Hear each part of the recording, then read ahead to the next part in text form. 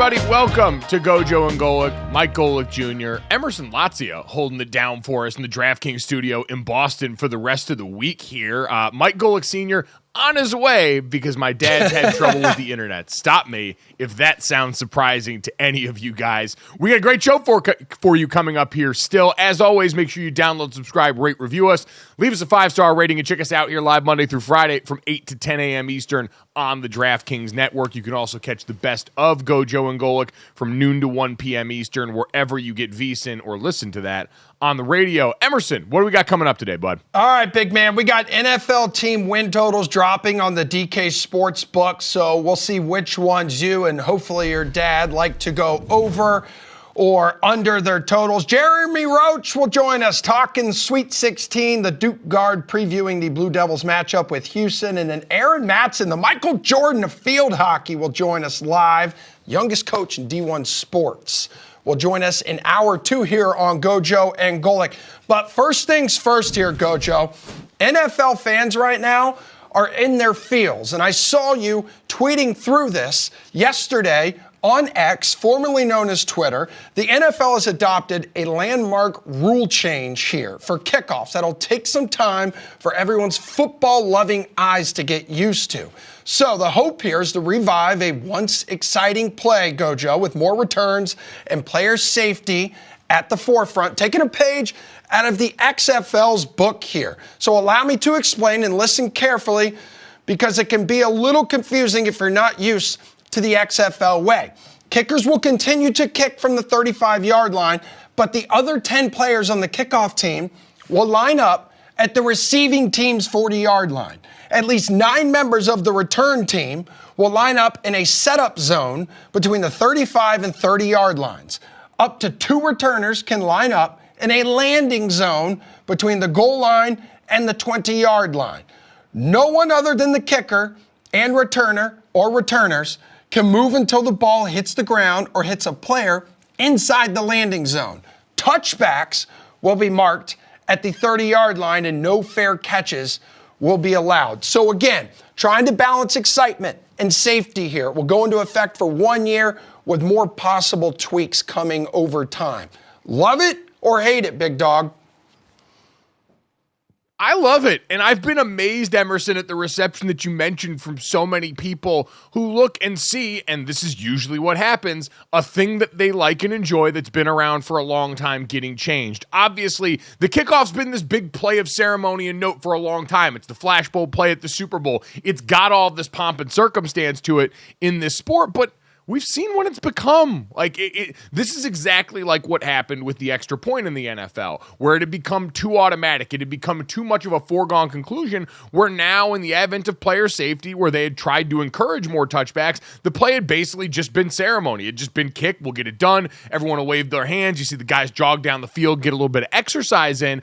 And so now what you're actually doing in all of this, and I think one of the most important things that got mentioned there was moving the touchback out to the 30 instead of the 25. You make that more punitive, I believe was how Sam Schwartzstein, our buddy, former Stanford offensive lineman and former XFL player personnel director who helped design this system, basically said, you make it a bigger penalty for teams to kick into the end zone. You get rid of the fair catch. And so now teams actually have to kick it in play. Like, we're going to get returns back in the NFL. One of the most exciting impact game-changing plays. One of the reasons why Devin Hester is going to be a Hall of Famer and the thing we're so excited about. So we can get more of that back into football. The other part of it is, the guys are going to be closer together, which actually increases the likelihood that you're going to have returns when you've got more people bunched up around the same area within the same 5, 10, 15-yard region of the field. It's going to give you a better opportunity for more big returns. And so if your team's got a dynamic return person, or if you're just a fan of this play actually being a meaningful part of football again, I don't know what there is not to be excited about. Yeah, you're going to take some of the hits out, but man, if we're still doing the thing in 2024, we're calling this soft for them trying to take concussive blows off these guys, then we're really missing the plot of a lot of what's happened here recently. So I don't know. I'm a huge fan of trying something new, and I think this is what me and Dad have talked about for so long. when you get these side leagues that have popped up, like the XFL, not the USFL, now the UFL that's combined the two, this was an area that they always could have shown themselves to be really useful to the NFL, because I've always said I feel like these leagues only going to last if the NFL decides to wrap their arm around them again, Emerson, like they did back when it was NFL Europe and they actually had the NFL Team Association here. And so you're already seeing, hey, we showed you the way. We used this area and this level of football to try and be a proof of concept for different ways that we could do things, potentially safer ways. And now we're actually seeing the NFL adopt that. I think that's a net positive for everybody involved. Again, big shout out to Sam and the job his team did in creating all of this. But it's going to take a second for NFL fans to adjust, but you'll be so busy worrying about the hip drop tackle stuff, you won't have time to get pissed because you're going to get fun, new, exciting wrinkles on the kickoff return that are going to make you happy again. I think the competitive downside to this change is that there will be no more surprise onside kicks, though, GoJo, because that sucks. Well, yeah, it does suck because we don't see them very often, but they do occur. And one of them that immediately comes to mind for me, the Saints famously doing it after halftime. I think that was Super Bowl 44. And so these kind of moments, those shocking moments on some of the biggest stages in the game, we're not going to see that anymore. I also like how the Philadelphia Eagles, it should be noted, they're the ones who proposed that rule change that would allow a team to substitute a 4th and 20 situation, so a 4th and 20 play, for an onside kick. I think that could have been electric as well. By the way, another rule that we saw, I forget if it was the XFL or the USFL, they kind of bled together as a viewer, but that was another rule that they tried out there. That was awesome. And given the league's love and affinity for offense, I was surprised they didn't jump at that. And you're right, Emerson, the surprise onside thing, another play that has big moment nostalgia tied to it and feels very risk-takey. It makes you feel alive. It's fun. And now you've got to actually tell them, hey, if you're planning to do an onside kick so they can change the structure a little bit, that part stinks. But again, we're talking about things like that are comparatively smaller occurrences, comparatively fewer occurrences, as opposed to the kickoff, which is going to happen after every score one way or another. And now you're taking one of the most dangerous plays of football out, but still keeping it in there. And this always goes back to the point we make, still keeping jobs in there. Now, I'll be curious to see once NFL special teams coordinators get a hold of this, because this is not to besmirch anyone that was part of the XFL or UFL or USFL, but we know there's a jump in the quality of coaching by and large when you make it to the NFL. These guys spend year-round thinking about all this. And let me tell you, special teams coordinators, despite having less overall volume of impact on the game, just as dedicated and probably even crazier when it comes to their approach to this.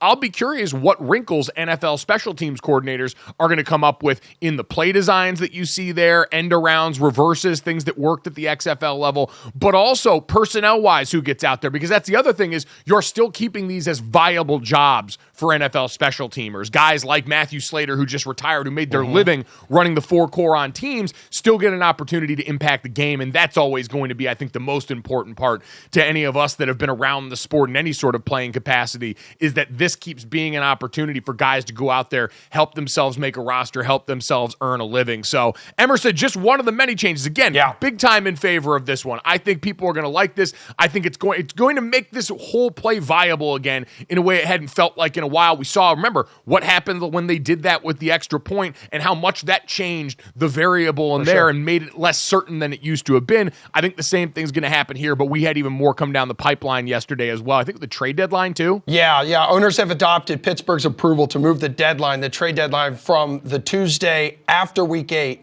to the Tuesday after Week 9. The league announced that yesterday. So the change could potentially, here, GoJo, make for a more active deadline, since teams will obviously have a slightly better idea whether they are a buyer or a seller. What do you think? I think most teams, by the way, I think most teams, by the way, wanted this Week 10, but they kind of all had to meet in the middle here. Yeah, and I think it was pointed out, I forget who it was with the Browns that pointed out that because the NFL season had already expanded, we had moved to the 17, 18 game seasons, that now it was probably right to put this back here based on where the trade deadlines in other sports also occur, what percentage through the season they've gone through. And so I think giving teams more information at a time where they're already inclined to be more aggressive, you're right. should lead to more moves around the deadline. And we've seen this is one of those spots sex sells in the NFL. Like, we love the active trade deadline and what it's become around the league here. Between that and free agency, the NFL in recent years, and we've talked about all the factors, younger GMs and people more willing to push the envelope on a lot of these things. The way rookie contracts, especially rookie quarterbacks, have helped teams and created this urgency around maximizing that window. All these different things that have led to teams being more willing to swing and miss on a lot of this. Plus, copycat league. We watched a couple of teams like the Rams and Buccaneers do it in pretty successive order, burn the boats, go all in on a pretty short window, and win Super Bowls because of it. Now, we've also seen the downside of that recently, but I think all of that's led to this being a lot more exciting. So stock up on that too. I think that's much more of a minor cosmetic tweak, but it's a time of year now where the NFL's created an expectation amongst their fans. We've seen the amount of trades grow almost every year around that time period. And so now it's another point on the calendar that the NFL's tried to make year-round, that they're trying to make sure, hey, as an NFL fan, you could expect some action coming here now. And so hopefully this continues to deliver, because they are tweaking with something that has recently been very successful. Yeah, still half the season remaining after Week 9, GoJo, but the longer the deadline's held off, I think the more beneficial it's obviously going to be for general managers around the league in terms of kind of figuring out what course of action they want to take, if they want to kind of screw up the second half of the season or actually go all in and put smiles on fans' faces. Just like for some context here, like last year, if we're looking at last year's trade deadline, GoJo, there was quite a bit of action on deadline day compared to most years. So there were 6 trades completed last year, including pass rusher Montez Sweat from the Commanders to the Bears, Chase Young for the Commanders to the 49ers, and then you had Rasul Douglas, the cornerback, going from Green Bay to the Bills.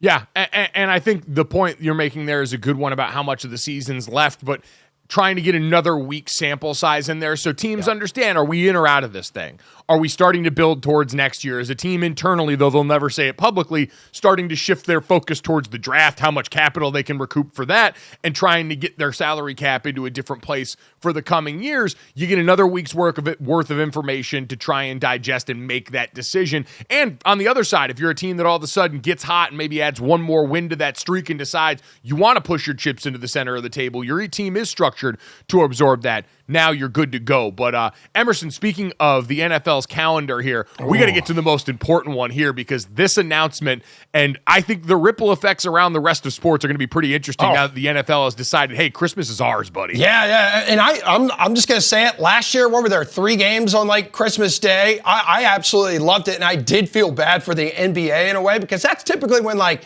maybe the casual fan, like really myself included, you start dialing in. That was really the official kickoff of the NBA. And then the NFL comes and says, my germs. I probably watched 5 minutes of NBA action last year. I just was stuck to my couch watching all the NFL stuff.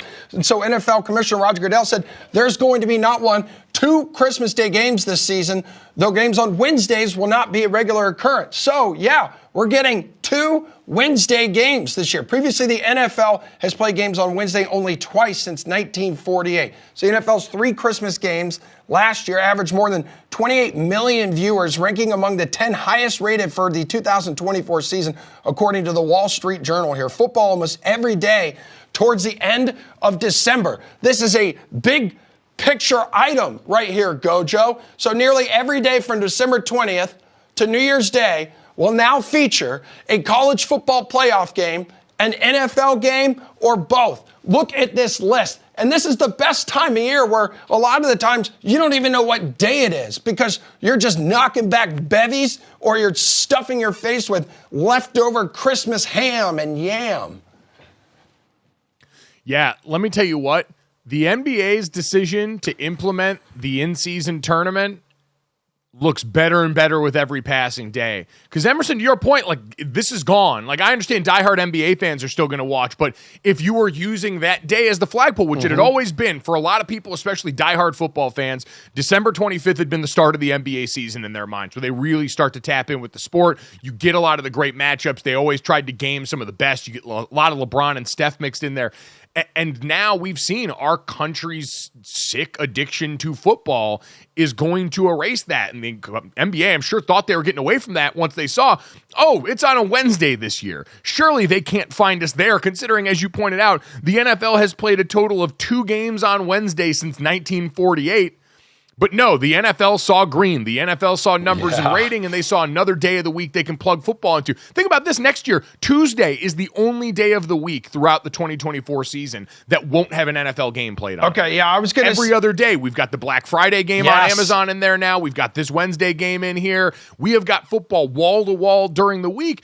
And we've said, the NFL owners, some is going to be great, more is always going to be better in their eyes. Even if at some point we might hit diminished returns, I don't know if we're there yet, because I don't know about you, Emerson. I saw that sampler platter from December 20th till January 1st that you just pulled up.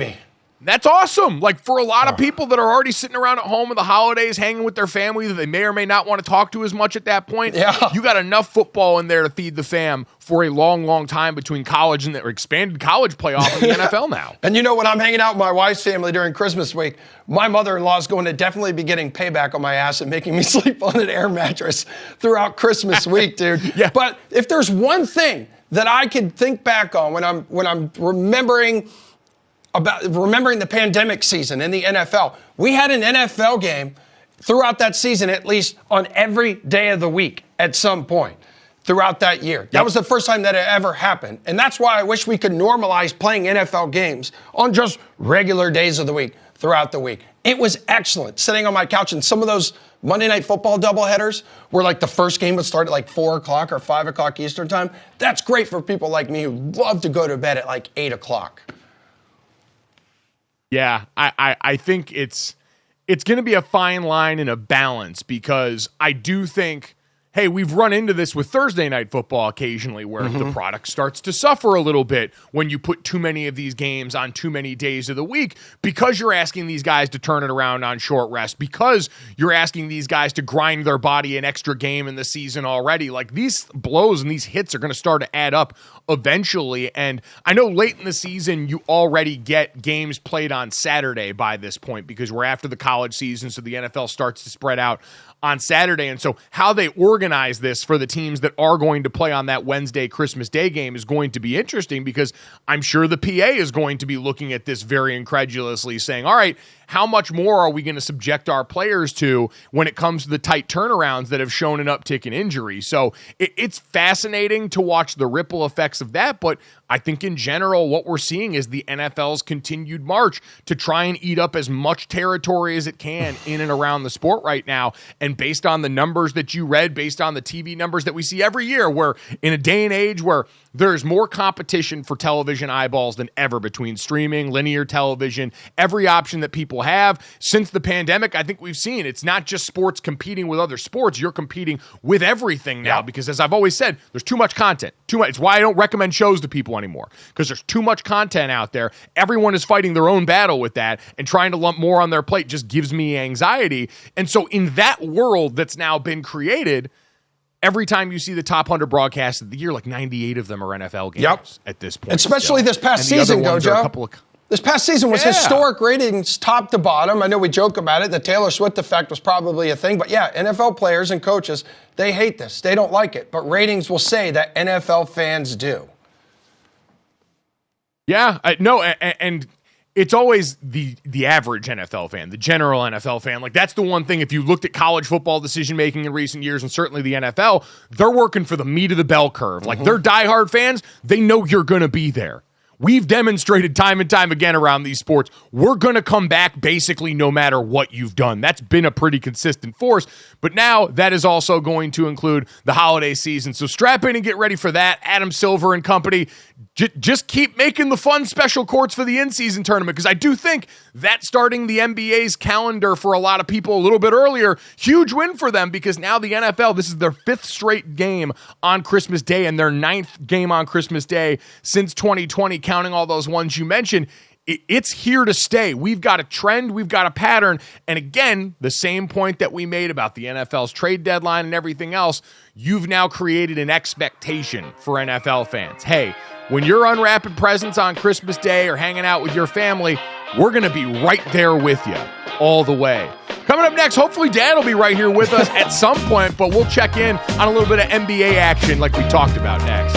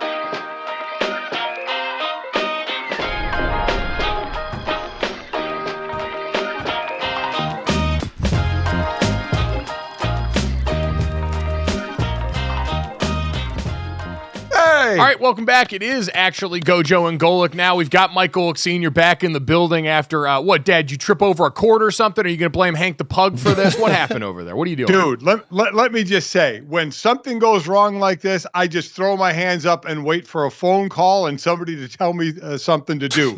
And Mike, including your mother. Because I went in and I said, everything's down. She said, okay, I'll take care of it. And then I just sat there and I drank my coffee and just waited for somebody to tell me what to do. And I'm very good at taking direction. I'm not very good in the technical world of taking the lead. So I just waited. I knew the crack staff would get me on sooner rather than later. And Emerson, sorry, I apologize that you had 20 minutes with Mike, and now you can go on. I can still leave if you'd like. Yeah, we were thinking about Emerson, renaming my dad's the show. a passenger princess. Yeah, he is. What were we going to rename the show? Lots of GoJo, right? That's how we were going to. Lots of GoJo. Yeah, but lots of GoJo. Your dad struggling with the technology thing just gives off Nick Saban sending his first email energy. Yeah. Oh, yeah, big time. Big time. I would imagine I want a podcast of just guys over 60 talking about their dealings with technology and introducing new products to them here. That's RIP. We're going to copyright that with Dad. Nobody else gets to steal that or we will sue you. Dad, in the meantime, as we talk about things you do know, you missed all the NFL rule change conversation that we had. I know this is something that you were itching to talk about here. And so why don't we start with the biggest one? The kickoff seems to be the one that most people were up in arms about. You obviously played in an era where the kickoff was carnage. There were people running sideways into walls of humanity and everybody was putting their body on the line. So as you see it going from that to what it's morphed into now, what did you think? Well, at least it's going to be back to being an actual play instead of just a kick, a catch. Everybody sprints because if you're on the kickoff team, it's a race who can get to the goal line first because you don't have to worry about tackling anybody because it's going to be a touchback, and then you jog to the sideline. So it's not even a play. So this is going to get I don't know how many people are going to be indifferent about this. I think they're going to really enjoy it or they're going to hate it. And I think one of the reasons people are going to hate it, Mike, quite honestly, is just the look of it. It's a radical change. It's still a football play, but we're just not used to seeing players line up where they're going to line up in this situation. Me personally, I love it. I love it that the play is actually back in the game. You'll actually get returns back in the game. You won't get those high collisions that have led to concussions, which is something they want to try and lessen, obviously, in the game. Because you're right, in our era, I mean, it was the gunner, the first guy's down, a wedge was allowed to form. You had a 3-4 person wedge. You would literally lock arms or grab hands, and you had the first guy down would literally dive in, jump in the air, turn himself sideways, and just try and knock them all down like bowling pins. I mean, it was absolutely crazy. I was on field goal block and field goal team for my entire NFL career. I played the right or left end in field goal. I was on kickoff team one time in my career, and when I was with the Oilers early in my career. I was on the kickoff team.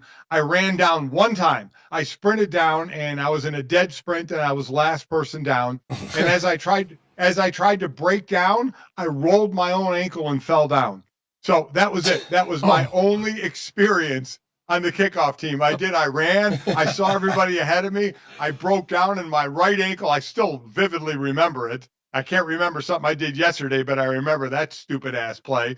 My right ankle rolled, and I hit the deck. You should have seen it on film the next day when I got mocked. But, that was my last time on the kickoff team. But back to this. I love it. The play's back in the game. It looks different, but everybody will get used to it at some point. And remember, it's just a year trial, and they'll see how they're going to tweak it. But I'm happy to see returns again. I love thinking about the visual of Dad playing defensive line, running down on kickoff, rolling his own ankle due to lack of athleticism. And my first introduction to the NFL kickoff, which was as a spectator in person watching, our buddy Kyle Rudolph was playing for the Vikings. He was a rookie, and we went up for his last game of the season after we got done for the year at Notre Dame. And his teammate Everson Griffin, the former USC linebacker, defensive lineman, was running down at like R5 on kickoff as a 270-plus pounder, and he was the first guy down to the other end of the field. And I saw him airlift the guy on the back line en route to making the tackle, and realized in that moment, though this answer would come 3 years down the road, that I was probably going pro in something other than sports. It's a violent play. And quite honestly, the worst part, your brother Jake, when he finished his career at Cincinnati, he was on the kickoff return team. I was a couple of times as well. He was second level up from the returners. So you're basically, and that's when, not nowadays, you're not allowed to get that wall going. So now you're taking on guys that are running full tilt down, like you said. With Everson Griffin running full tilt, and you have to block them. Jake hated it. Most people hate it because you're taking on these guys that are full tilt, trying to go right by you or right through you.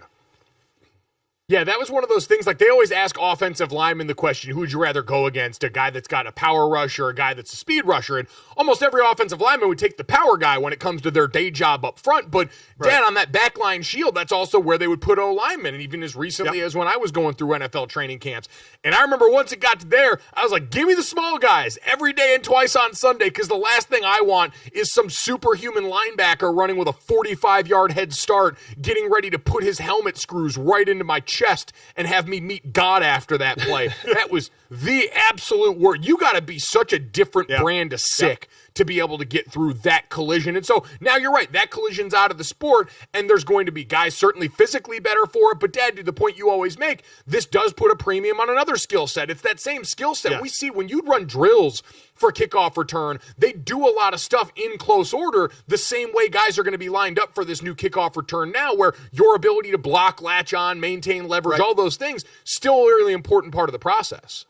Yeah, it is. Like I said, you actually get a play again. So you get technique again. Now you get just that 5 yards or so in between players. So you're right. They don't have to take on the speed guy if you're the return guy. And if you're the kickoff guy, you don't have to run as far to be in position to make a play. So I'm excited about it. Really, again, just because it's not a wasted play. This kickoff had become like the extra point in the NFL when it was at the normal place at the 2 or 3 yard line. It was basically automatic 99% of the time. So you barely did anything about it. You moved it back. Now you got guys missing it. Now you got the kick getting blocked occasionally. It became a play again. The kickoff now and kickoff return will become a play again. So I'm very, very happy to see how this turns out. So that one back in there. The other quick one, Dad, that we talked about, that was, I think, the big one for a lot of people scheduling-wise, the NFL taking over Christmas Day now, it seems, officially announcing they're going to play games on Wednesday this year. Do you think we're getting to the point where it's too much now, or is this still going to be well-received? No, I think it'll be greatly received because it's football. I mean, and I think they already said it's not going to become the norm a Wednesday, but Christmas Day again, I don't think it'll become regular, but if a holiday is on a Wednesday, they'll have games. And you know what? They should, because there's a lot of eyes at home. We saw what it did last Christmas. All the games average, I'm sure you guys talked about, 28 million viewers, which was unbelievably great. So why wouldn't you take advantage of eyes? That's good, smart business. I know they played on Wednesday. They played on Tuesday one time because of a postponement with a blizzard. They played on Wednesday a couple of times. So I don't think it'll end up on the schedule, but on days or holidays like this where all the eyes are at home, I don't blame them one bit. And you know what? When you're king, you kind of walk wherever you want. You plant your flag wherever you want. And wherever you plant your flag, you're going to win. That's just, with the NFL right now, that's just the bottom line.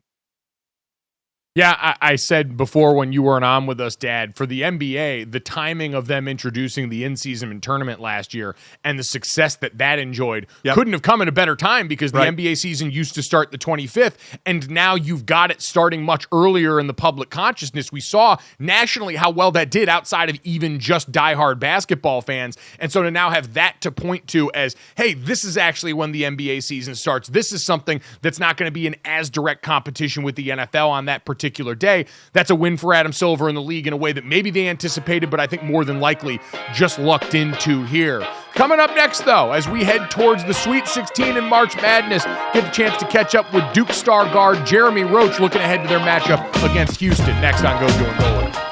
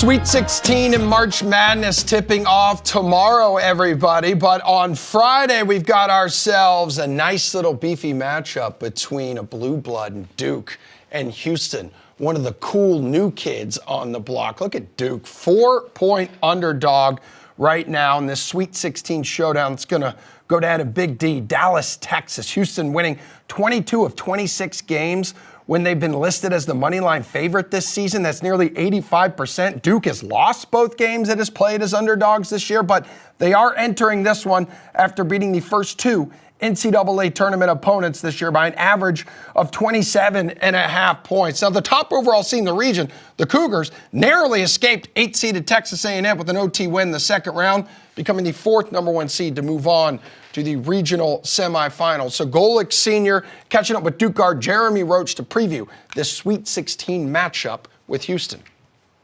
All right, Jeremy. So here we are, Sweet 16, couple of games into. So kind of for those that never get to do this or be part of this, take us through kind of the not only the physical process but the mental process of getting through that first weekend. I tell everybody the first weekend is probably the toughest weekend. Definitely just trying to get that first win and then really just riding that momentum throughout the whole tournament. I think that's what we did. Took care of Vermont and then obviously took care of JMU in the second round. So just wanted to keep this momentum going into Dallas and for Houston on Friday. You've been through this a couple of times. And so I guess with the experience of it, does it get easier as far as nerves to maintain, or do you get that same feeling each year you go through this, each game? I mean, it's a tournament. You still got them little butterflies and stuff like that, but obviously, you still got a task to do. And I'm the leader. I'm the captain. I can't look shook out there. So I gotta be the one on my P's and Q's and just make sure I have a strong face at all times. Going into the opening round, when especially that first round, we see big upsets, but still, normally, the high seeds like you guys are so heavily favored. What is the talk going into that first round game when you're a high seed and you're playing such a low seed? I just don't underestimate them. They're there for a reason. They won their conference tournament or whatever. They won games that has led them to this point. So they're here for a reason. Don't underestimate them. And at any point, they still have the same beliefs as you, and and it's your job to go out there and take it from them. So I think that's really just the biggest thing. Is kind of just starting out early, being the aggressive. Don't go into the tournament timid, and kind of try to walk your way and ease your way up in there. You got to really just go out and first 4 minutes got to be swinging. So you play the two games on the weekend, and now you get a little bit of time off. How does that work from your coach and how he runs a team, giving you days off or getting right into breaking down Houston and what you're looking at there? How does the schedule go? I definitely want to. Take some time to get your body right. I think that's the biggest thing. Just physically, you want to make sure you're right. Obviously, mentally, you want to make sure you're right too. But we're really just starting to dive into Houston, and we're just seeing what they do. Not really. Early in the week, obviously not trying to really get too much into Houston, but definitely just watching their tendencies and stuff like that. But really just working on ourselves. I think that's the biggest thing, just trying to figure out what we need to do, not so much focusing on them. Just if we're us, I think we'll be fine. So the rest will take care of itself. So is it more like a self-scouting thing now? Self-scouting? I wouldn't say it's self-scouting, but it's like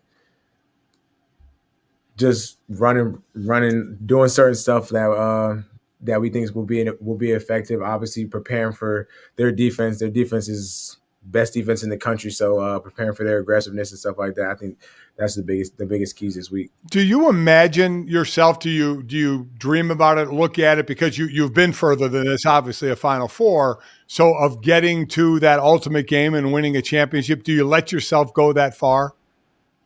Obviously, you have aspirations and stuff like that, get into Phoenix, but at the same time, you want to take care of what's in front of you. You can't get to Phoenix without taking care of Houston on Friday and then taking care of whoever else on Sunday, whoever's going to be. So I think just taking it one game at a time is the biggest key. Obviously, you dream about winning the national championship, you dream about going to the national championship, but you actually got to just focus on the task at hand, and that's Houston for us right now. So. And I know there are schools that go through at this point. I don't know where you are in your guys' schedule of spring break, but there's school involved as well in this, isn't there? For sure. was at my 8 a.m. on Monday when we came back from JMU.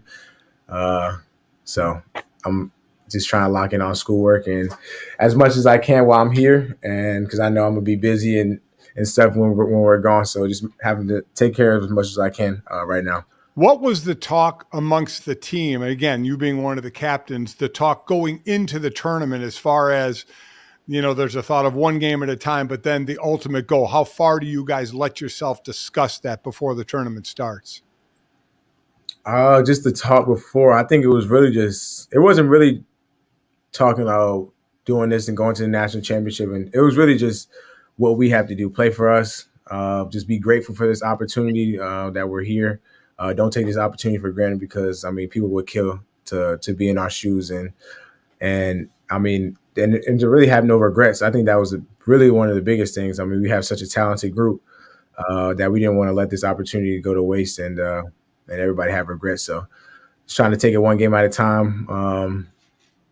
Just play with gratitude. Just be thankful for the time that you have and the time that the time is to come. So how did you go about the last couple of times you're in a tournament and when you guys were lost and were out of the tournament going into that off season? How was that dealt with about, okay, what we need to do next year, which is coming up now to this year? Obviously you look at the roster. I'll just go from last year. Obviously we had 3 or 4 other returning guys from the starting lineup come back. I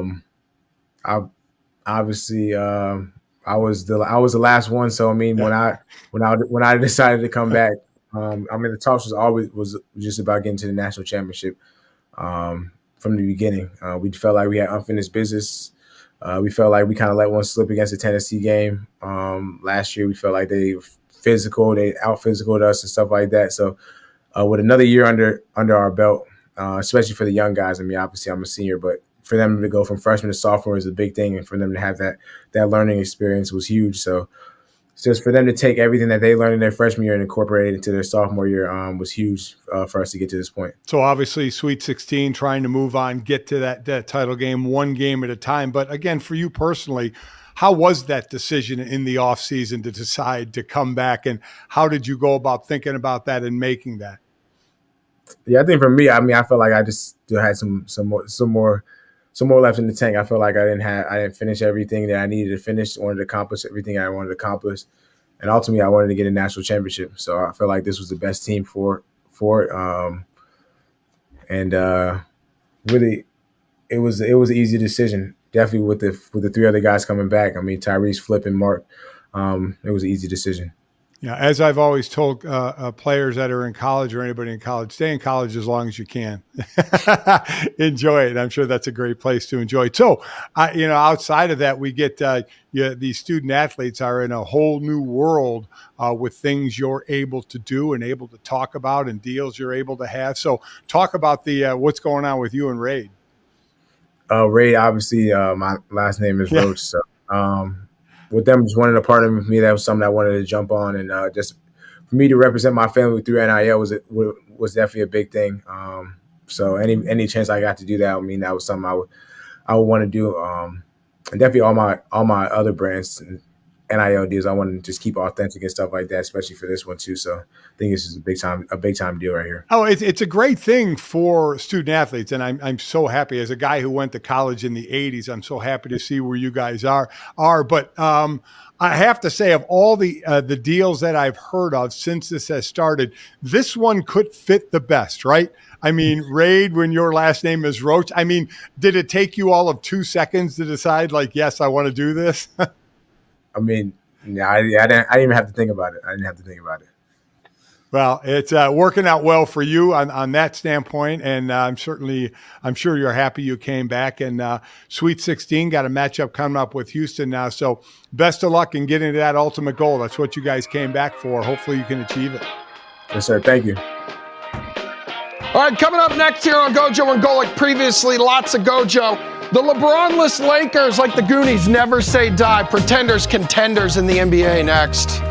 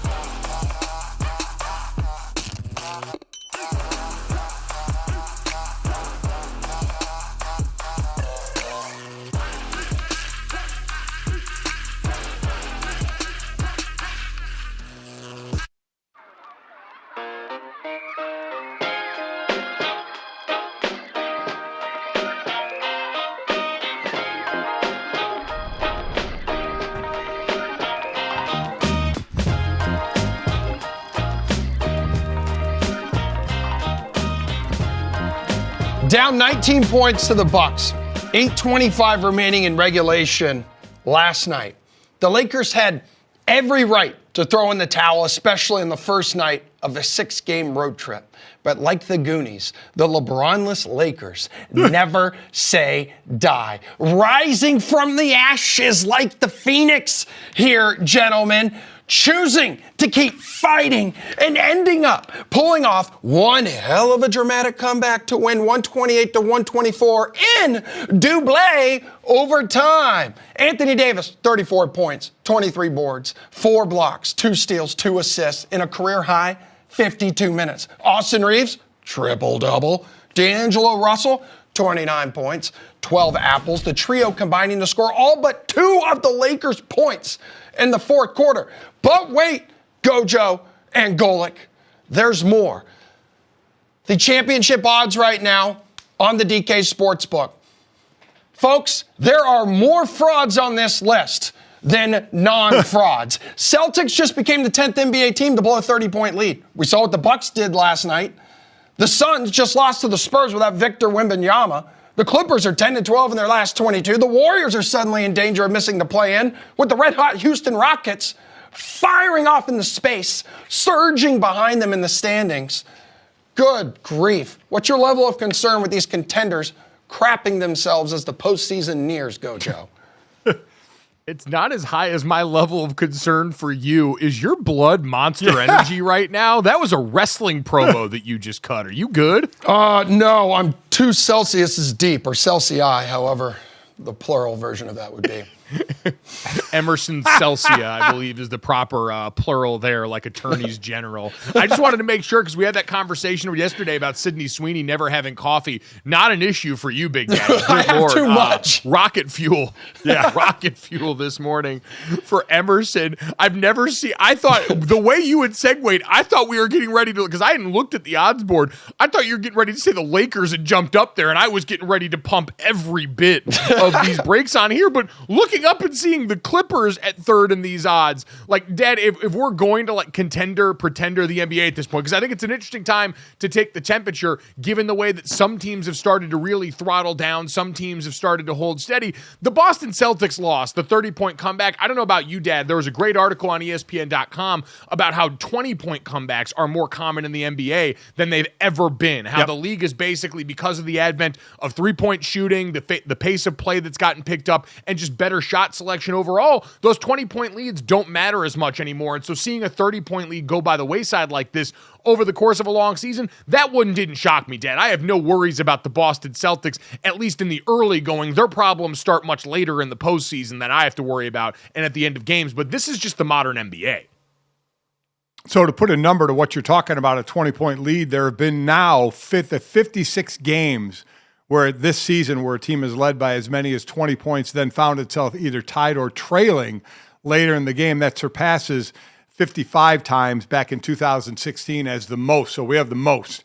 And so no lead is safe. But to Emerson's point, what would the odds be of a Celtics Nuggets matchup? Celtics Nuggets, the old Tiger Woods of the field. Celtics Nuggets in the finals or the field, or anybody else in either conference getting in there, right? I mean, I don't know who else can contend, who else is going to be there, even though I understand it's closer with Oklahoma City and Minnesota in the West than it is in the East with Boston, but I just don't see it in a series. I don't see Denver losing. I don't see Boston losing.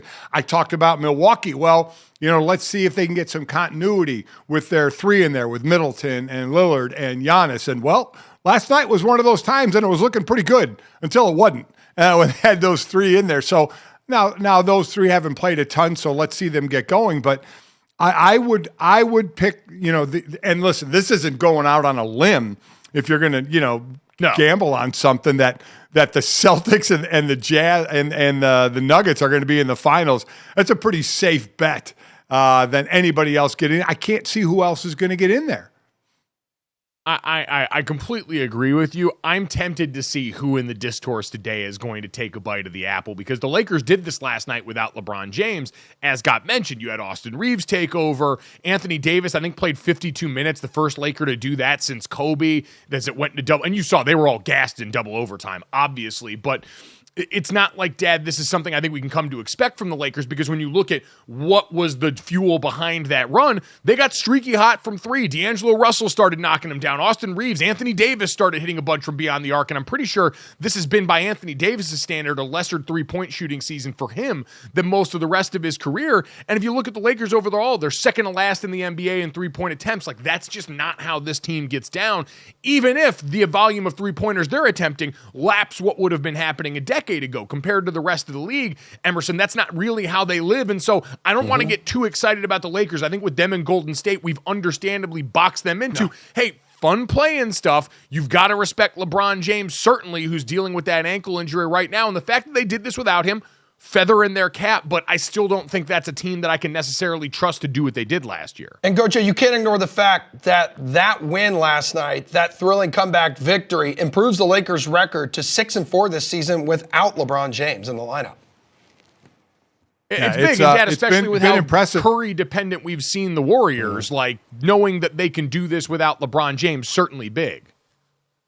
So I think what are we looking forward to then? I mean, we all think it's going to be a Nuggets and Boston mashup in the finals. So what I'm looking for is certainly in the West. We keep talking about it. Now we talked about it when there was 20-some games left. Now there's about 10 games left. Will the Lakers and the Warriors stay at 9 and 10 to where they're playing in the play-in game where the loser is going to be out? We see the Rockets have made a run, so they're one game away from Golden State in that 10 slot. Can they hold them off? So is it going to be those two? And then you would see one of those two most likely up against the Nuggets, who'd be the number one seed, and how that would go. It hasn't gone well for the Lakers, that's for sure.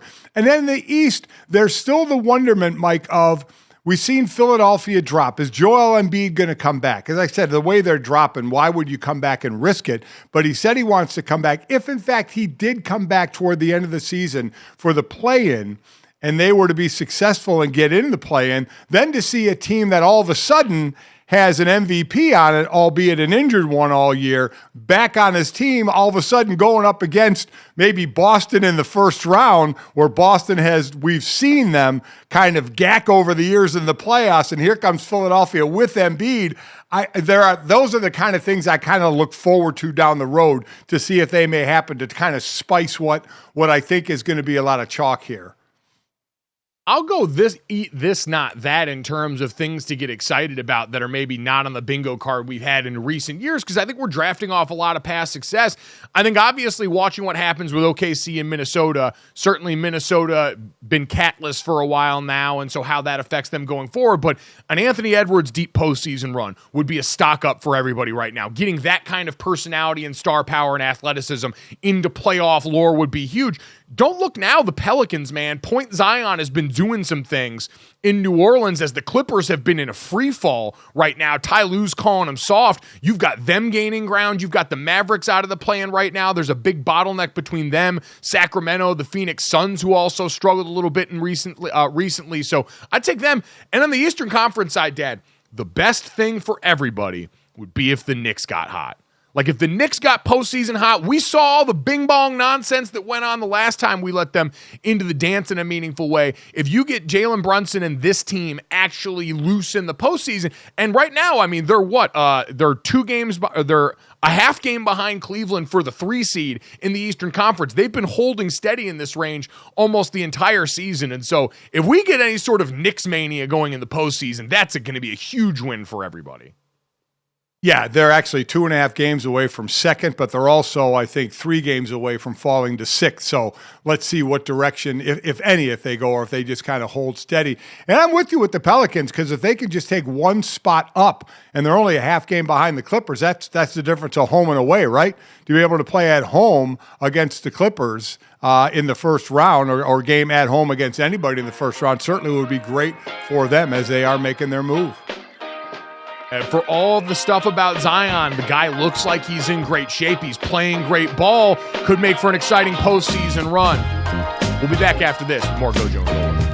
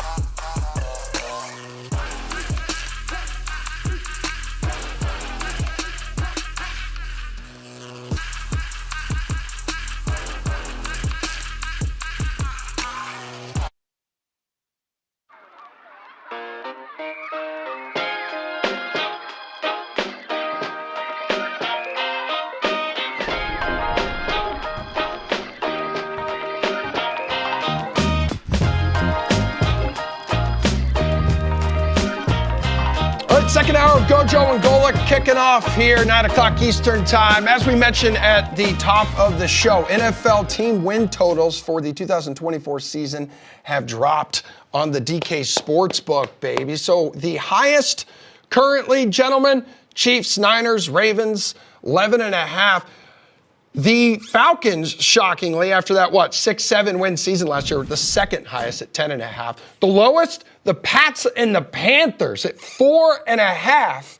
The Bears, impressive, 8.5. Same number for the Chargers there. Also, the Jacksonville Jaguars, America's team, also sitting at 8.5. Bet the over. Which one stood out to you guys?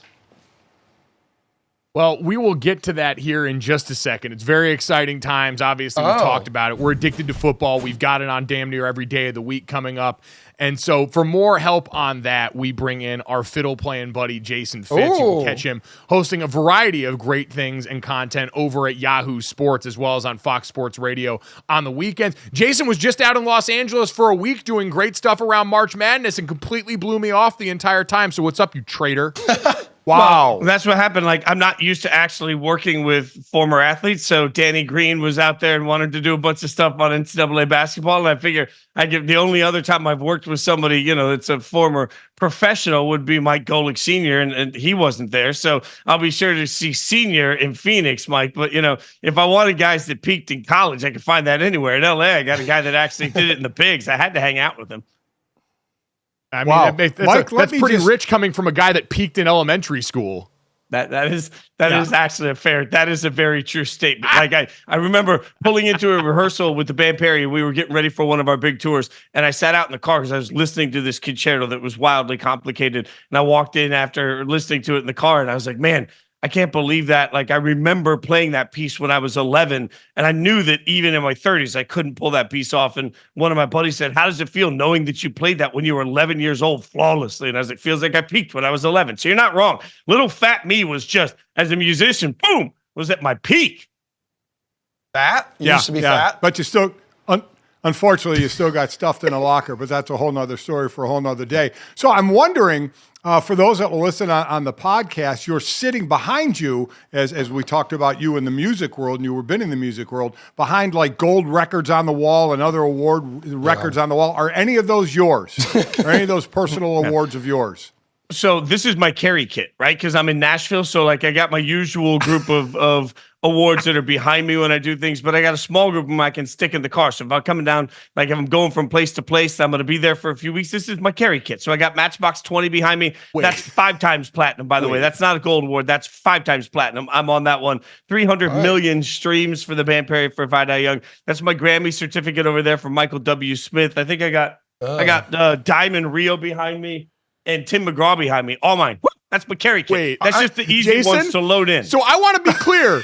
You travel with these things in a box just to set up on the off chance that you do something like this while you are on the road. You actually carry this vanity kit with you in a box in your car. In fairness, I knew I was going to be making content for Yahoo, and I wanted to have a backdrop that looked good. So I knew I had a way to set it up and make sure it looked good. Yeah, the carry kit. If I know I'm going to be making content, boom, you put the extra ones in the kit. You just drive it. Like Annabelle gets in the car, the records get in the car, bam, I just take it with me. Like if I was driving to Phoenix, I could take them there and make content there too. I could see you like frolicking in the bars, like around Nashville or whatever city you're in, and being like, hey, you want to check out my 5-time platinum record?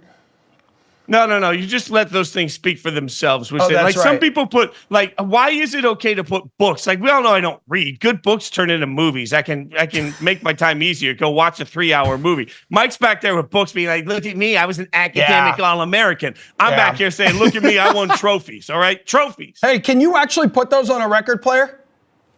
No, you can't put this on a record player. So they're frauds. Boy, when they say there are no stupid questions, they say there's no such thing as a dumb question. They're wrong. That was a dumb question. No, it actually was a pretty good question, according to everyone emailing me about it right now.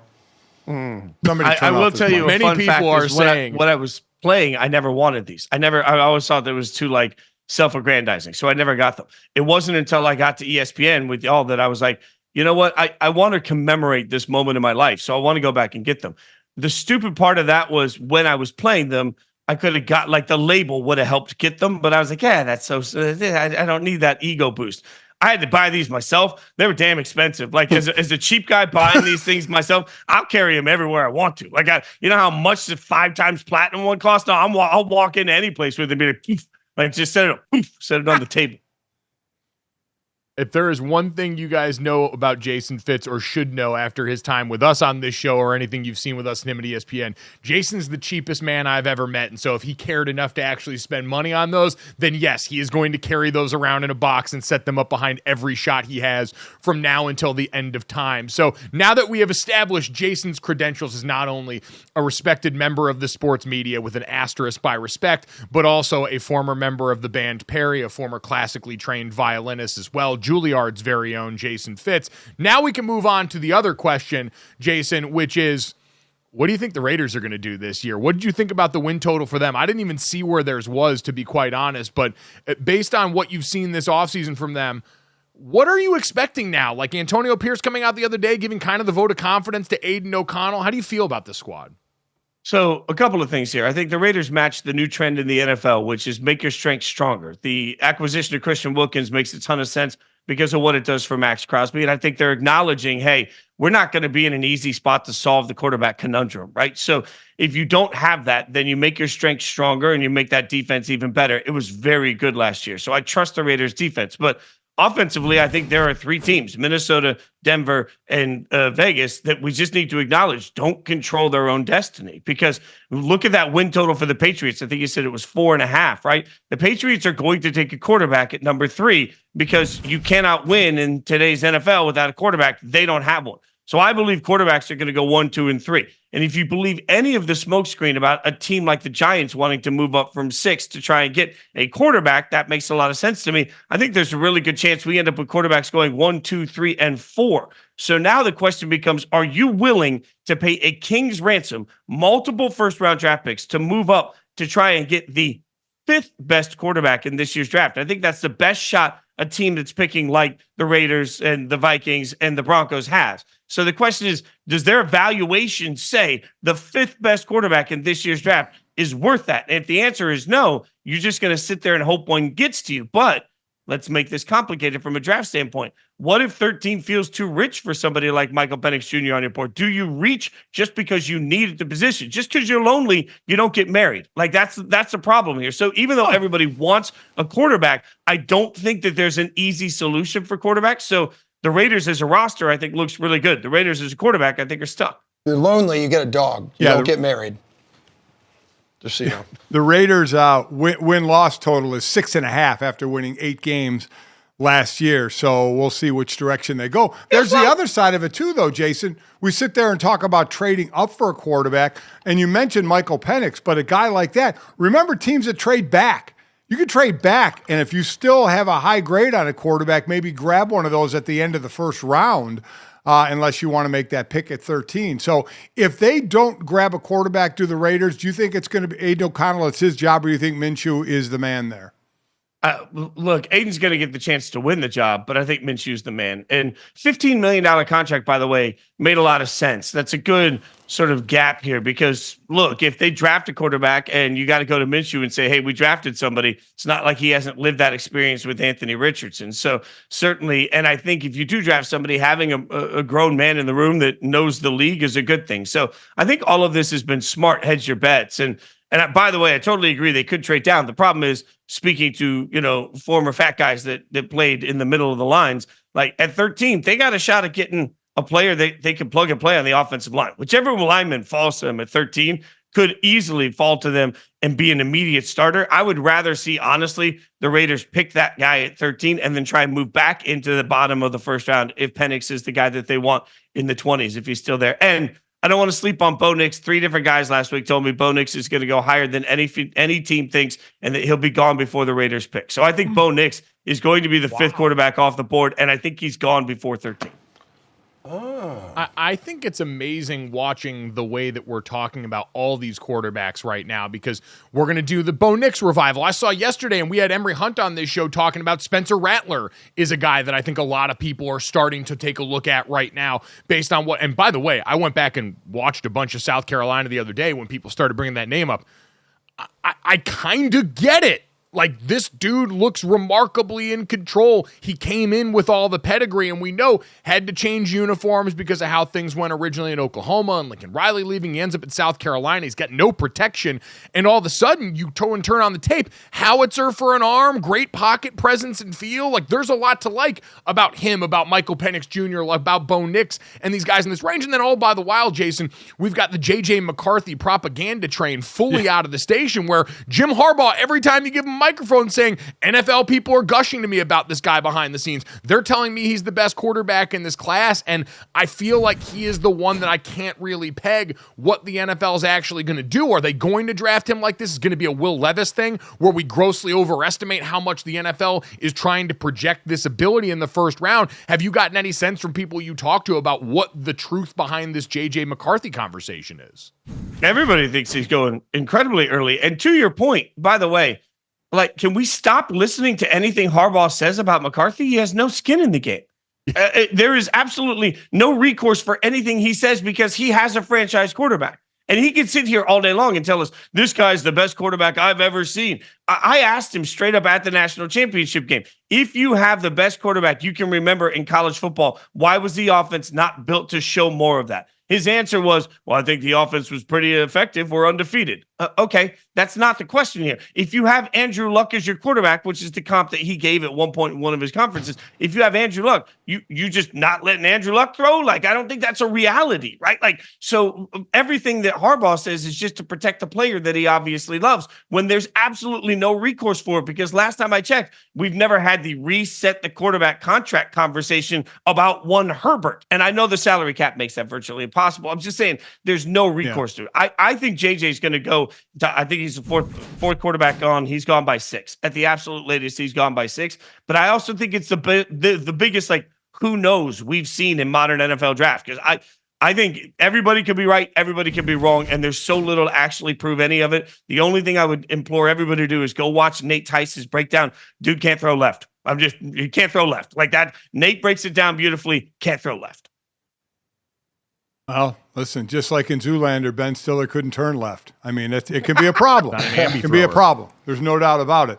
I wonder if we're seeing a trend. So the NFL owners meetings just had gone on, and one of the things they did, they approved Tom Brady's purchase into the Raiders. So let's go back a bunch of decades. It used to be players, when they finished, would maybe, if they wanted to get into the business, they'd start out as a scout or something and move their way up. Now, then players would finish and they'd become a coach, an assistant coach, and then maybe up to a head coach. And then we see them move into management, to be GMs. Then we see them to be presidents of teams. Now, do we think, because of the money going out, the longevity he played, that you are going to see more? And I know there are pro athletes who own partial parts of teams in other sports, but other NFL athletes, quarterbacks most likely, that are going to buy into ownership into the NFL. 100%. I mean, wouldn't it make sense eventually? Mahomes plays his whole career in Kansas City, wins 87 Super Bowls, and then decides he's going to be a part owner. Like, these things make so much sense, and they're making so much money, which this is all going to be a thorn in the side for the people that like to come at you right away and say, well, A, you didn't play the game, or B, you didn't play the game at the highest level. Like, I laugh when people trash Orlovsky's, breakdowns on film and say, well, he wasn't any good. All right, he played more snaps in the NFL than most people that are breaking down things. I think the interesting part of this is, what does that mean for coaches and scouts and the positions you just mentioned, Mike? Because frankly, so many of the guys, whether we're talking about the Kelceys or whether we're talking about the quarterbacks, they have better options than to go into the grind of coaching when they finish. Like, Aaron Donald does not need, he can go sit on a TV set, look beautiful, and be, just absolutely hysterical. He doesn't need to worry about 16-hour days as a coach somewhere. So I wonder what the long-term ancillary effect is for coaches and for scouts, because I think you're going to see more people training to do that from the outset that know they don't have a shot at the league at all. And more of the guys that play in the league are going to make so much. The greats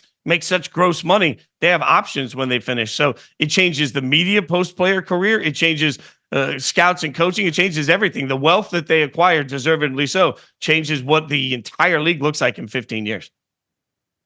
Yeah, I think that's just it, Jason. You guys both kind of touched on it, but the amount of money guys are making now has changed so much around the league, from the length of careers that guys feel the need to have when they're on the top end. A guy like Aaron Donald retiring after 10 years and saying, I've done enough, I've made enough, I don't have any more to prove at this point. Why am I going to just grind my body through another half decade unnecessarily, in his mind, when he's got other things on his heart? So that stuff all makes a ton of sense, all very fascinating.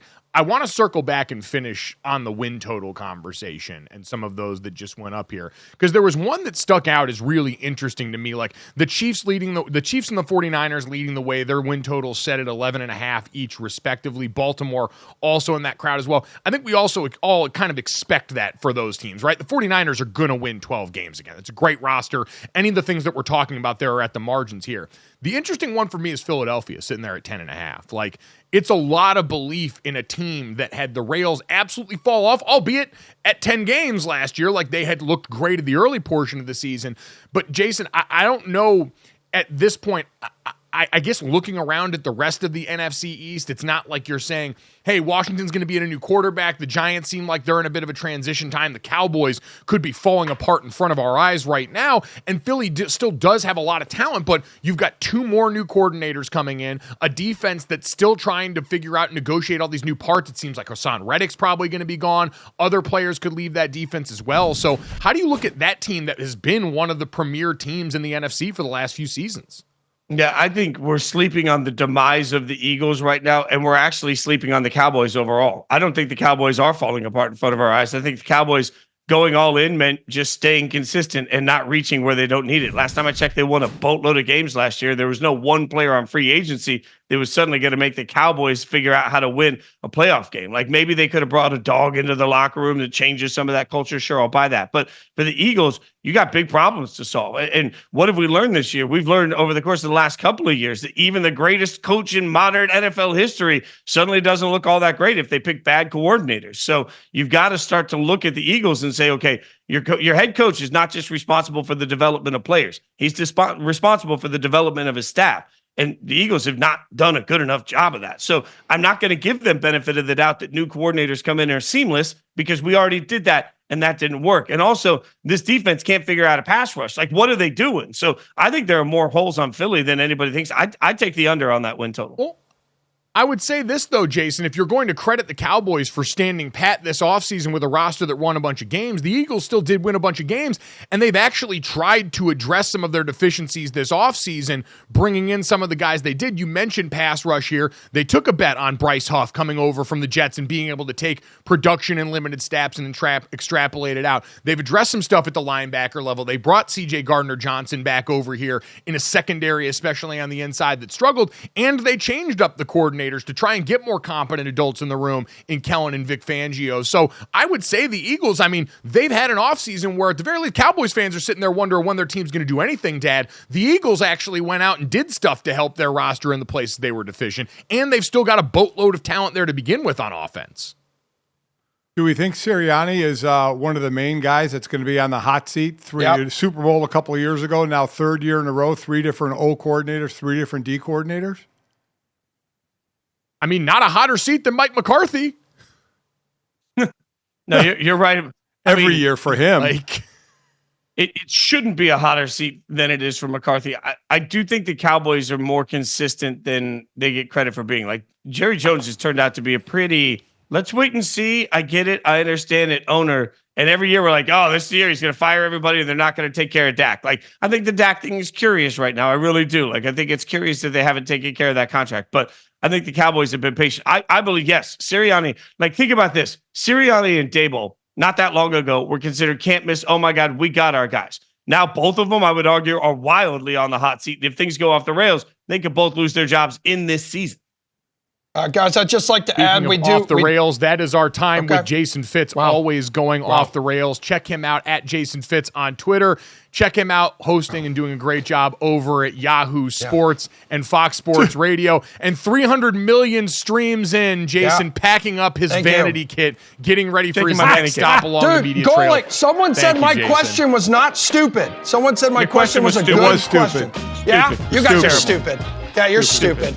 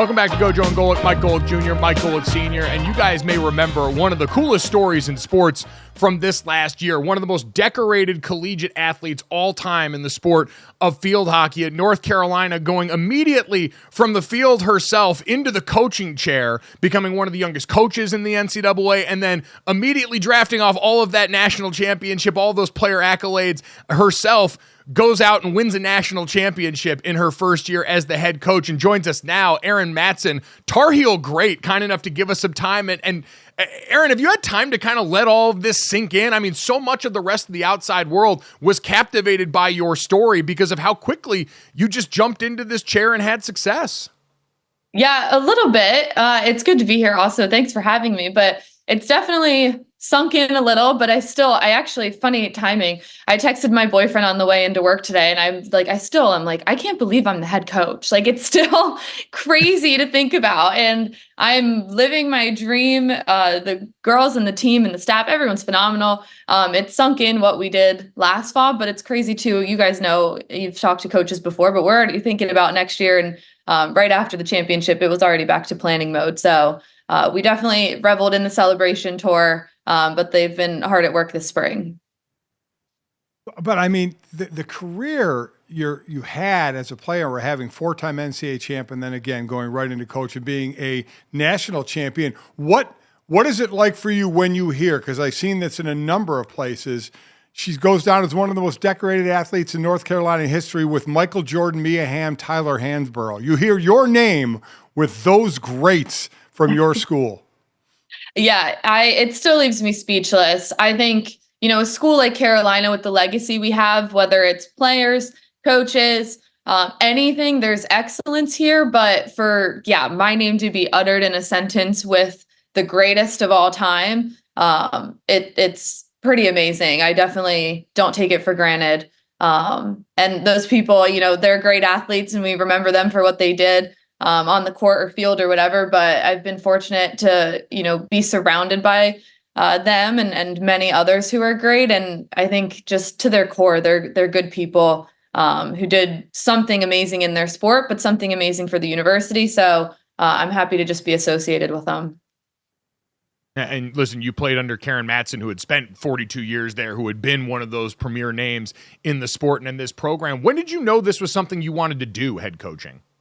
Yeah, so I fell in love with coaching at a very young age. I knew I was good at it, but I never did it like as a true coach. I think someone coined the term like a player coach. My teammates would come to me, even Karen Shelton, my coach, like we would bounce things back and forth. I'd watch film. I'd go home over winter break or summer break and, coach at the high school that I went to, or my club team and everything. And I fell in love with it, but it really accelerated when NIL was passed, because I could hold my own clinics and camps and, much smaller scale than a college program, but I could manage a budget and a staff and, just kind of learn all of the ins and outs of coaching. That's not even just the, 5% you guys see us out there doing on the field. And I loved it.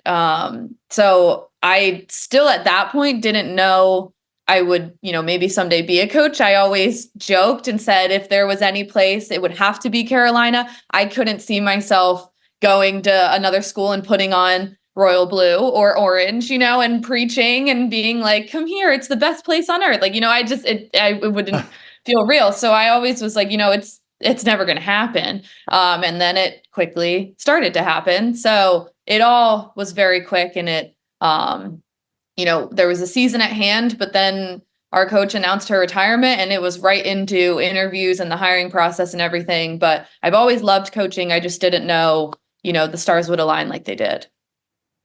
So that's where I want to go. So you said the relationship you had with the former coach, Karen Shelton, but no matter what, and we all as former players here know there's a separation of players and coach. Mm-hmm. So you're in with all your teammates. Then all of a sudden, a few months later, you're their coach. You're on that other side. Take us through the initial part of that and how you transition and how they transitioned with you.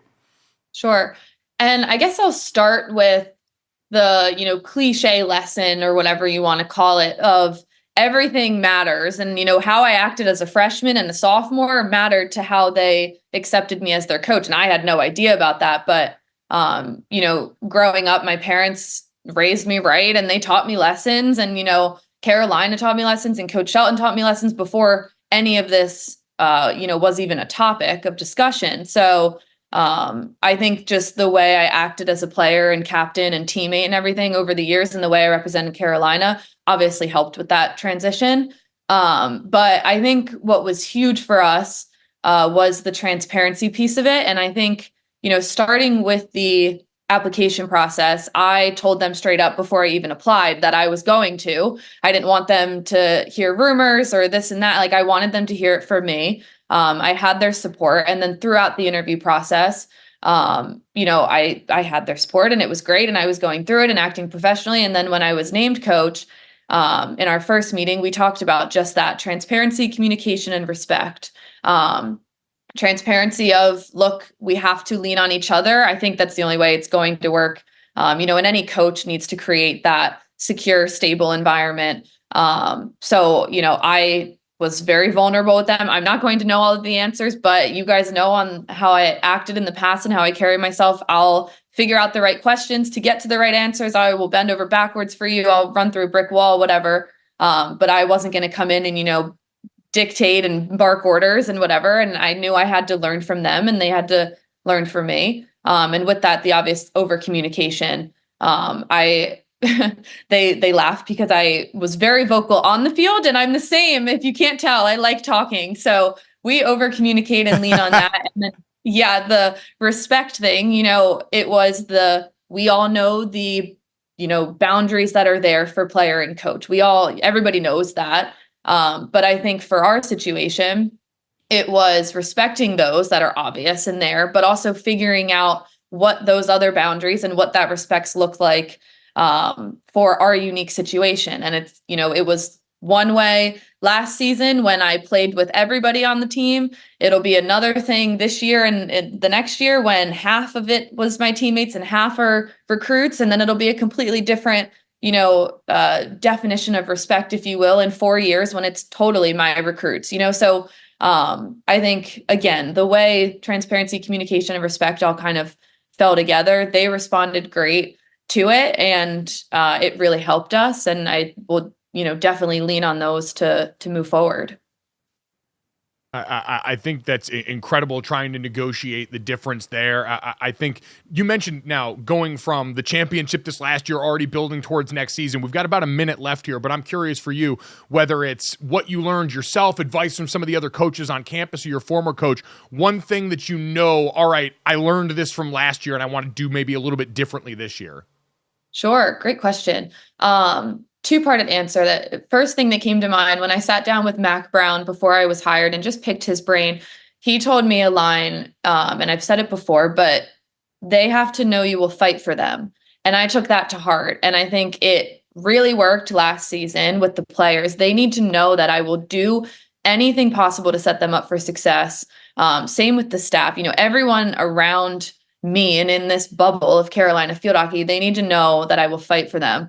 And I think that worked well. There are, instances, which leads me into the second part of my question. I learned a lot about myself because I'm very intense. But there's also that soft side of coaching that you need in the positive reinforcement. And I think, they need to know I'm going to go to bat for them, while also caring about them as people and loving them and respecting them. And, yes, we want to succeed on the field, but also off the field, I care about you. So I think just seeing that balance last season, and it's going to be, interesting to see where it goes with that, but really paying attention to that hard and soft balance has helped us. And I know I can do it better. We all can get better every single year. So that's the plan.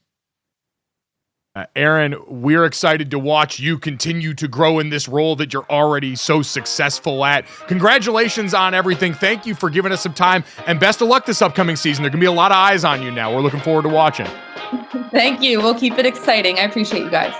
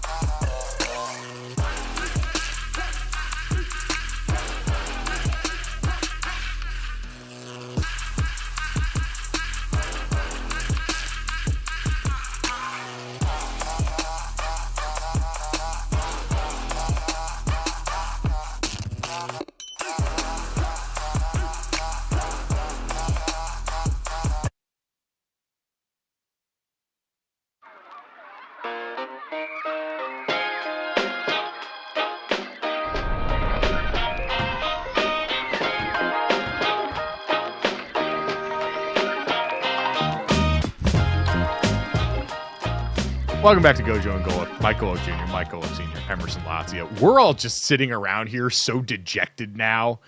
Erin Matson joined us in the last segment. She is now newly minted 24-year-old head coach of the North Carolina women's field hockey program. They won 4 national titles when she was there as a player, a national title in her first season as the coach last year, right after graduation, going into that chair.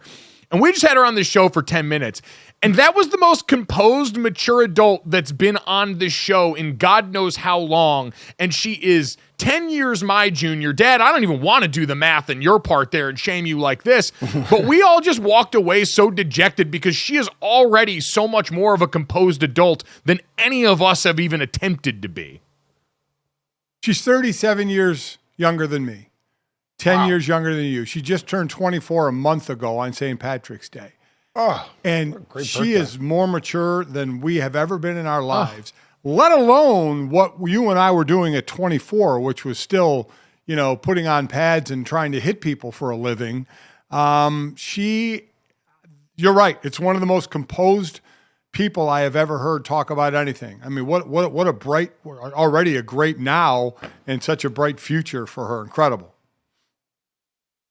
I don't feel good about myself. I hate young people that are so much better at their thing than I am. It makes me sick. I feel terrible right now. I feel pretty good. You should be asking a lot of questions, Mike. I mean, I'm too far gone. I'm 61. I'm in this business. I'm pushing just about the end of this thing.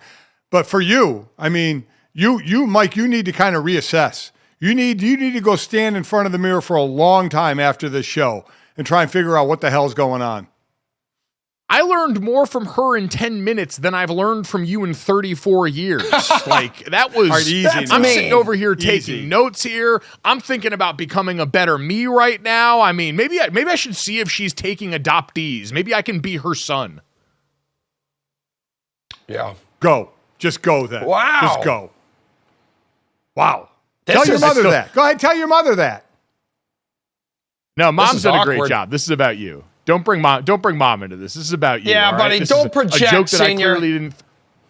Yeah, I didn't plan this out particularly well. We just kind of had to bathe in that stink we all felt about ourselves for a second. Erin, what a bright future ahead. Let me buy stock, more stock in North Carolina women's field hockey right now, taking that thing to the moon. But it does speak to, I think, an interesting trend that we're seeing, because she mentioned, and I thought this was really interesting, the role that NIL played in her development in a lot of this, saying that because she could now monetize her name, image, and likeness, she could do. And this was an issue that I remember a lot of lacrosse players ran into, and a lot of people being able to go and put your name on camps back home, being able to work in that way around your sport that's so fruitful for a lot of the Olympic sports. And she said, I got to learn how to budget. I got to learn how to run a team around that. And so those traits started to transition over, and players now who have had to grow up and become young entrepreneurs a lot faster than any of us ever had to, even for me a decade ago, it now has them differently positioned heading into the next phase of their life. And Emerson, as we look at that as it pertains to the guys coming into the NFL now, I do think it's fascinating to think about a lot of these guys that we mentioned the other day are asked to come and be the CEO of these major corporations in a billion-dollar industry that is the NFL, like Caleb Williams is about to be. You've got a generation of players that I think could be better positioned to handle some of these responsibilities than ever before, because they're getting on-the-job training in real time in a much different way now in college. And all signs point to him being the guy for Chicago. He's exactly what the Bears need right now, GoJo, which is why General Manager Ryan Poles is so annoyed with anyone, let's say like RG3, saying Williams should pull an Eli Manning and refuse to play in Chicago. Here is polls yesterday on the Pat McAfee Show. It pisses me off a little bit, to be honest with you, because we were hired to break a cycle. The same thing when I was in Kansas City. Coach Reed, all of us were brought there to break a cycle, and we did. And no one talks about those days anymore. It's all about what they are right now. So I really believe we're about to break this cycle and get this city in a really good situation and win a lot of games. So the past is the past. Like, I don't worry about that at all. It's about where we're going. All right, thanks, El. How about two Heisman Trophy winners here to support USC? Matt Leinart earlier, now Caleb Williams, loving some Earth, Wind, and Fire. All right, so this is Caleb Williams. His look the other night for the Monday night tourney game here between USC and Kansas. So his look here was completed by pink nails, pink lipstick, a pink phone case, and it didn't take long for Twitter trolls to catch on. And really what happened next, if you're on social media, is pretty much exactly what you'd expect here, guys. There continues to be aspects of Williams' persona here that seem to hit people the wrong way. If you guys want to give a take on this, have at it. I mean, I was going to ask you more about what concerns you have about this inevitable marriage between Caleb and Chicago, but it's just, yeah, it's so dumb at this point. Right? Like I understand people. Caleb Williams is a big personality in general, and he is someone that has worn his heart on his sleeve. He has gone at other teams on that. We've seen him talk junk on social media before, so he's a guy that lives loud, and because of that, there's always going to be people that feel some type of way. But obviously, the stuff about how he dresses, how he presents, the nails, the pink phone, and all that stuff, like, it's the same old school homophobia that's all existed around sports in one way, shape, or another, and that's not to assign any sort of ideals of what I think Caleb Williams' sexuality is. That's not a part of the conversation. It's where the root of it comes from, Dad, where anything that is different or anything that presents as feminine in the eyes of a lot of the meat of the NFL fan bell curve can sometimes be met with this kind of weird resistance that, again, it's 2024. I think in general we're doing better on a lot of this type of stuff, but we know a sport like football, especially as he's getting ready to go to a Midwest market, there's a lot of old stereotypes about how people think in those areas. And so I'm not surprised that this has come up, even if I still think it's the dumbest thing in the world. Who cares how he wants to paint his nails or do anything like that? He gets to do whatever he wants. It's his life. And the bottom line is most of these fans are going to shut up and fall in line the minute he starts throwing touchdowns for their team, because we know that's how this works. Yeah, so let's two separate things. First, you're right. I mean, and he didn't. We've seen him do stuff with his nails before and everything. He is the right now of social media, right? How he's into it. And no one knew more than him when he dressed up the way he did or wore what he did that was going to be all over the place, right? Yeah. I mean, he knows it. I mean, anybody savvy in that world knows exactly. So it doesn't bug him. Forget it doesn't matter to us. And I'm with you. So what? Yeah. But he doesn't care either. Or he wouldn't be doing. He doesn't care. Dude's just going to go play football. I know some people like him, some people don't. He's going to be the number one pick. He's going to be the quarterback in Chicago. So if you Chicago fans don't like what you saw there, you know what? You're going to root for him when he put that Bears uniform on? I bet you are. And then to get to the other side of it, the football side of it, I couldn't disagree with RG3 more. I could not disagree more with him saying that Caleb should pull an Eli Manning. We've already heard that name come up with Shedeur Sanders next year, what Dion was saying, that they may pull an Eli Manning if they don't like where Shedeur's taken. But I disagree. I think Chicago has made great moves, great strides. They're doing exactly what a team in their position should be doing. You're going to have a young quarterback, load him up with talent. Your defense finished last year as one of the best defenses in the entire NFL, and you went out and you picked up some talent on the offensive side to help your young quarterback. So, again, the one side of it is ridiculous to even comment on. The football side, the sports side that we will really comment on is I think Chicago's done a great job. I disagree with RG3. I think Ryan Poles has done an excellent job this offseason of what he's trying to build and who they're trying to build around. And GoJo Williams did eventually let people know what that look was all about. He posted on Twitter. It was all in support of the USC women, who were able to avoid the upset to the Jayhawks. But he says, vibes only, supporting our girls. Yep. Yeah, I mean, listen, if you don't like the guy's personality, that's fine. If you have disagreements because he went to SC and because he was so good and because usually people hate other people that are really good at what they do, go off on that. But if the guy wants to paint his nails and have a pink phone, how are we still having a conversation about this is my question here. So it'll be interesting. He's going to be the number one pick. I know Ryan Poles tried to dance around it. So Chicago, get used to it. Learn all about him here. Paint your nails for the first game and get ready to rock, because this could be the guy that finally breaks that cycle like Ryan Poles talked about and get your team back to where you hope they could always be.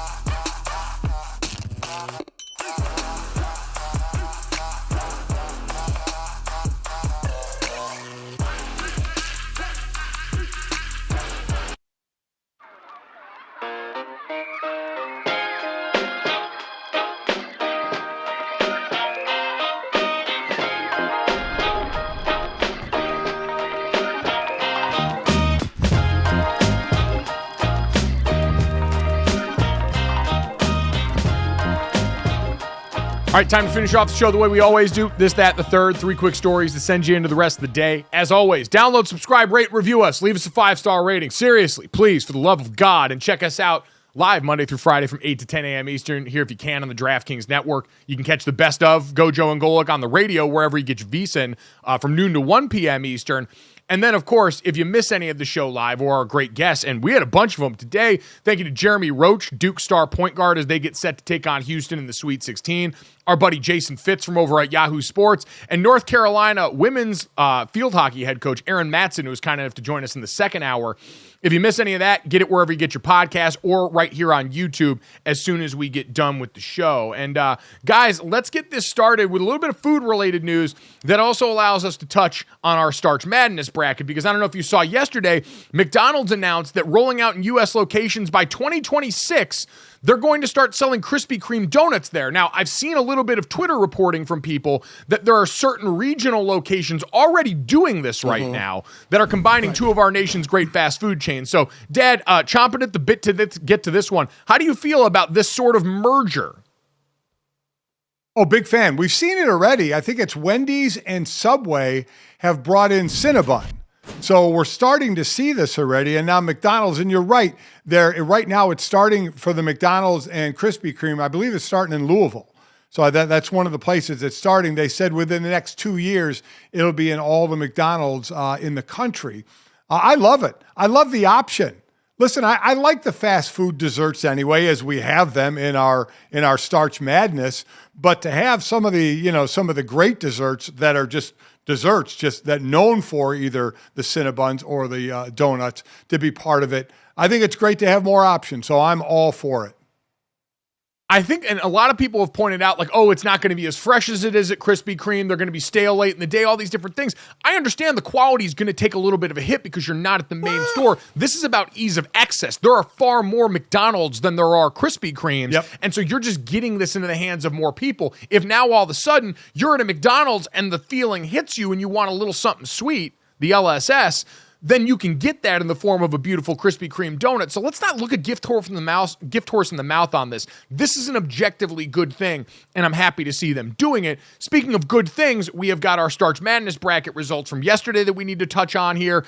The Eat 8 for the sides region is set, and it's an all McDonald's affair. Wow. On one side, the McDonald's hash brown beats the number 2 seed Sonic Tater Tots in a 3-2 matchup, and the 1 seed, obviously McDonald's fries, takes down the 4 seed Popeyes biscuit. So an all McDonald's matchup for his chance to go to the Foodie 4. We have also got the sweet treats for the Treat 16 opening up today for voting here. The 1 seed, Wendy's Frosty against the 5 seed Culver's Concrete Mixer, the 2 seed McFlurry against the 3 seed DQ Blizzard. Dad, this is going to be an absolute dog fight today. I know for you, the Culver's Concrete Mixer is something you've been pubbing the entire time, but I have a feeling it's about to get fed to a Wendy's buzzsaw.